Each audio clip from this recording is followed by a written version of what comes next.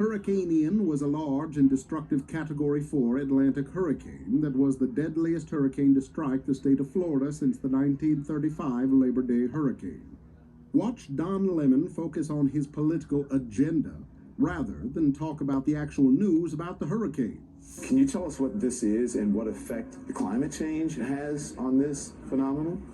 Listen, I'm just trying to get there. You said you want to talk about climate change, but what effect does climate change have on this phenomenon that is happening now? Because it seems these storms are intensifying.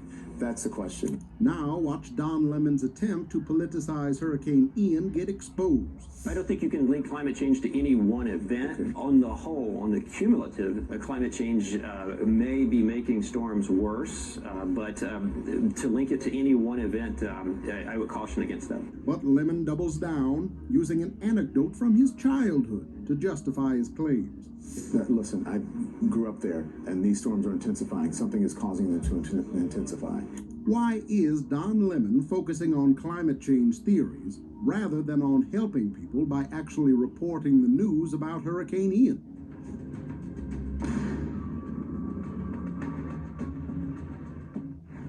In 2016, 6 police officers were shot in Baton Rouge, Louisiana. After their shooting, Don Lemon had a discussion with Sheriff David Clarke.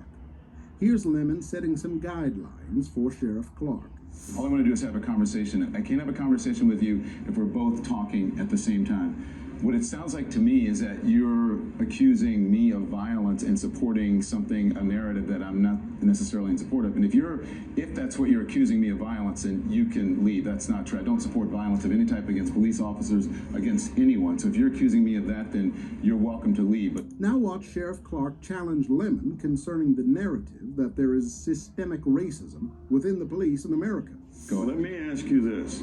Do we know that generally the American law enforcement officers are racist? Do we know this? Go on. I ask a question. Do I know that American general law enforcement are racist? I don't think anyone is accusing. If you're insinuating that people are accusing or saying that law enforcement across this country as a whole are racist, then your assumption is wrong. First of all, this whole anti-police rhetoric is based on a lie. There is no data, and you know this. There is no data, there is no research that proves any of that nonsense. None. Even you have to be more specific about what data and what nonsense you're talking about. That law enforcement officers treat black males different than white males in policing in these urban centers. There is data. Now watch Lemon respond to Sheriff Clarke, an attempt to support his narrative concerning the police, and Sheriff Clarke answers Lemon's arguments. There is data that's there is not data. The president spoke about it. Cedric Alexander, who is a law president has enforcement been officer, lying about it. He said it again the other day when he said black males are 2 times more likely to be shot by a law enforcement officer than white males. Don, that is a lie. That is not a lie. It is a lie. Yeah. Show me. Research. Show me. The research Show that it to me we have from the Washington Post. That the Washington Post study debunked that nonsense.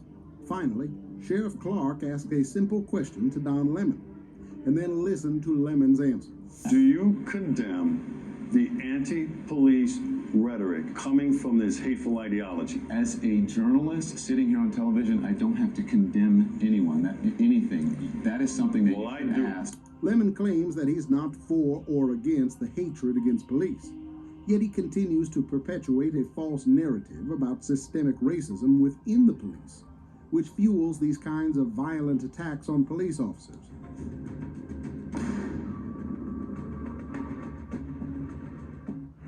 Watch CNN's Christiane Amanpour attempt to corner Kenya President Uhuru Kenyatta concerning LGBTQ rights in Africa.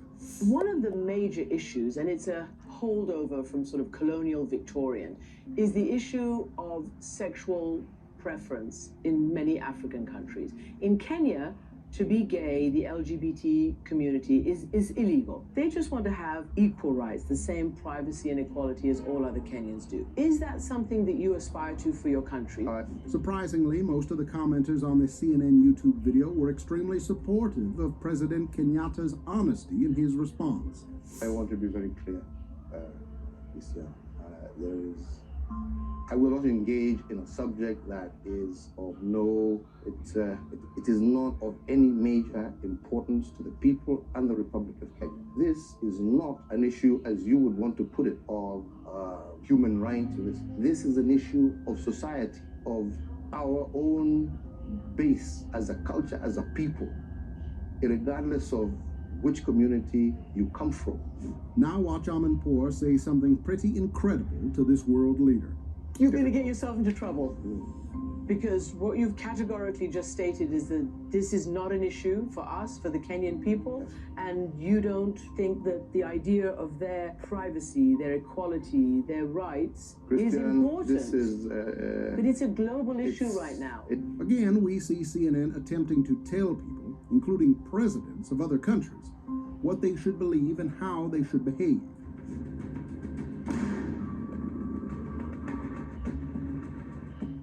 Watch Don Lemon try to convince Hillary Fordwich that the British royal family should pay reparations. And then you have those who are asking for reparations for colonialism, and they're wondering, $100 billion, $24 billion here and there, $500 million there. Some people want to be paid back, and members of the public are wondering, why are we suffering when you have all of this vast wealth? Those are legitimate concerns. Now watch Fordwich expose Lemon's narrative and agenda.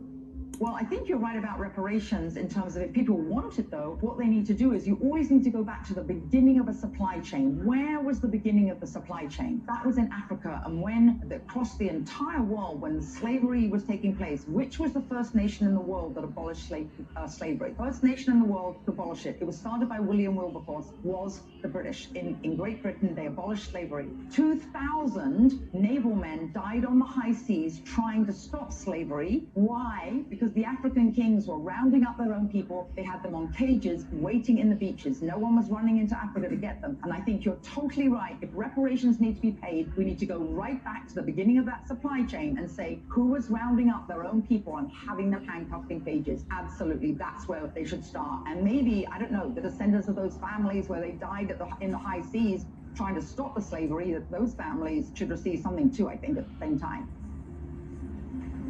It's an interesting discussion, Hillary. Thank you very much. I appreciate it. It seems that Lemon was left speechless by Fordwich's answer and simply ended the discussion in defeat.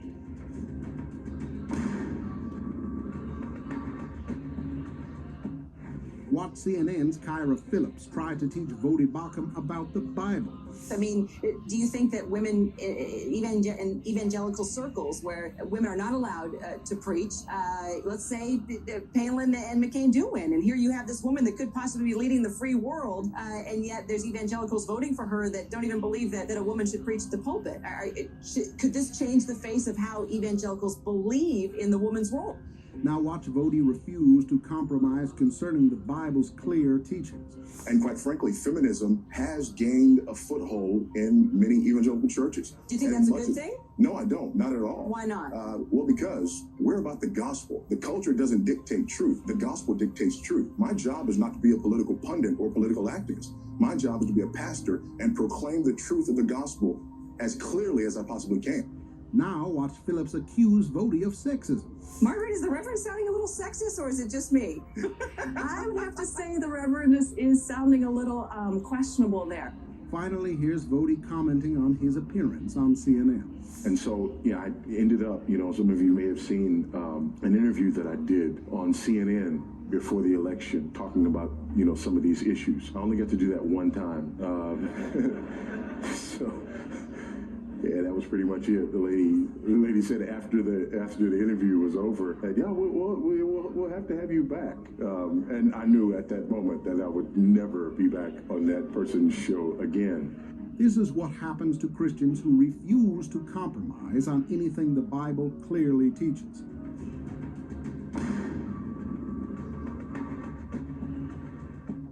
Watch CNN say some unbelievable things about the disappearance of Malaysia Airlines Flight 370.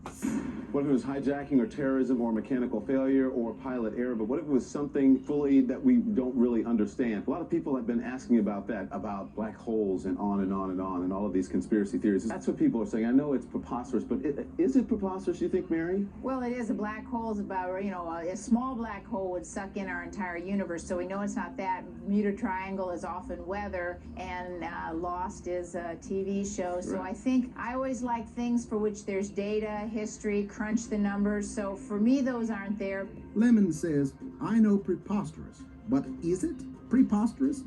And of course, a small black hole would not suck in our entire universe.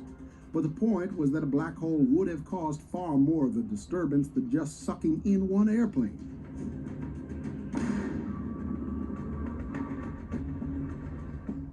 Watch Don Lemon criticize Terry Crews for a tweet that is obviously true. All right, everybody, please listen to this segment because actor and activist Terry Crews facing backlash for tweeting, "We must ensure Black Lives Matter doesn't morph into Black Lives Better." Here's how he explained it. Are all white people bad? No. Are all black people good? No. Knowing this reality, I stand on my decision to unite with good people no matter the race, creed, or ideology. Terry Crews joins me now. Terry? Man, you stepped in it. You say that you're willing you say you're willing to die on this hill. You've taken a lot of heat for this. Explain what you were thinking and why it's so important that you die on this hill. Now watch Terry Crews state the obvious.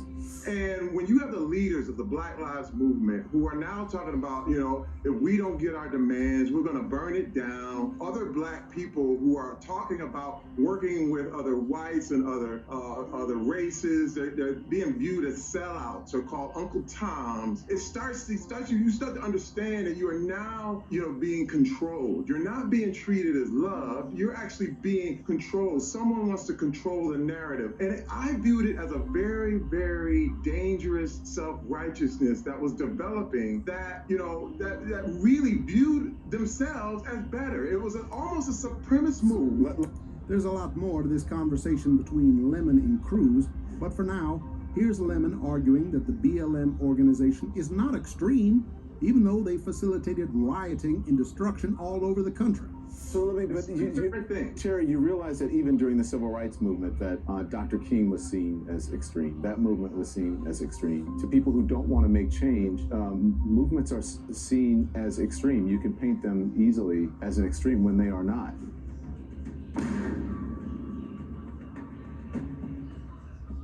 Watch CNN attempt to pressure Uganda President Yoweri Museveni concerning LGBTQ rights. What is your message to Western human rights groups, to President Obama, respect, to lesbian, gay, bisexual, and transgender?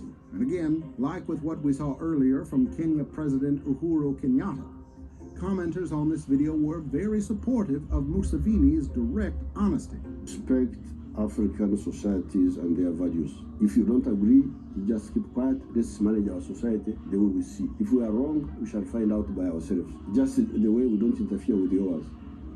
Do you personally dislike homosexuals? Of course, they are disgusting. What sort of people are they? How can you go?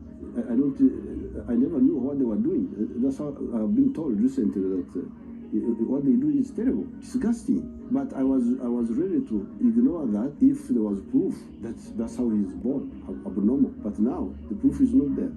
But will CNN respect the laws and morals of these African countries? Of course not.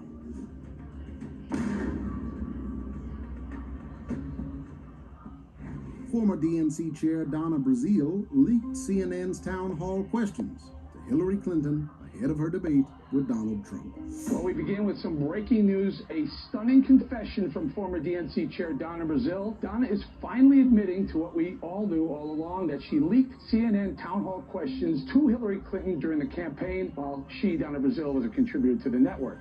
Can we really trust CNN when it is obviously completely biased in one direction?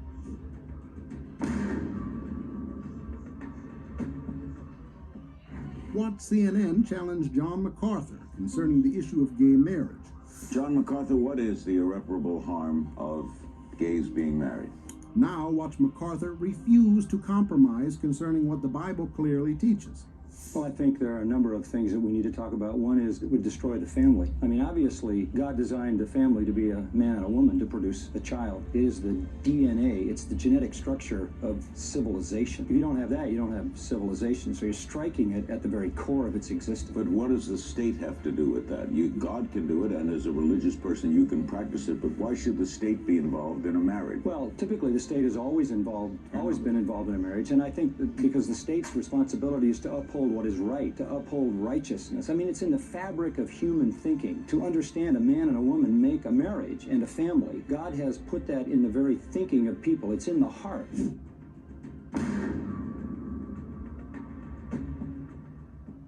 Watch Don Lemon teach Christians about God. Listen, I respect people's right to believe in whatever they want to believe in their God. But if you believe in something that hurts another person, that does not give someone the same rights or freedoms, not necessarily under the Constitution, because this is under God, I think that that's wrong. And I think that the Catholic Church and many other churches really need to re-examine themselves and their teachings, because that is not what God is about. God is not about hindering people or even judging people. Well, Don, if you care to actually read and understand the Bible, you would know what God says about sin and homosexuality.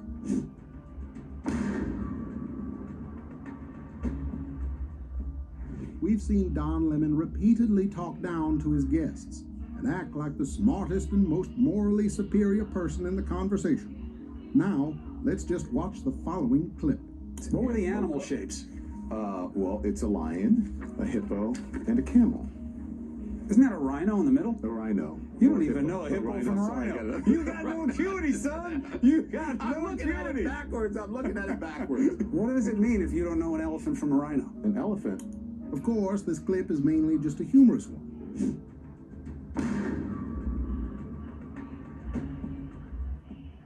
Finally, let's watch Don Lemon claim that CNN isn't liberal. The word on the street is that you guys aren't allowed to be liberal anymore. Is that the case? I don't think we ever were liberal. We have to hold people to account. And so that doesn't necessarily mean that we're going liberal or conservative or whatever. It just means that we are doing what we do, and that's good journalism. What do you think? Is CNN just good journalism?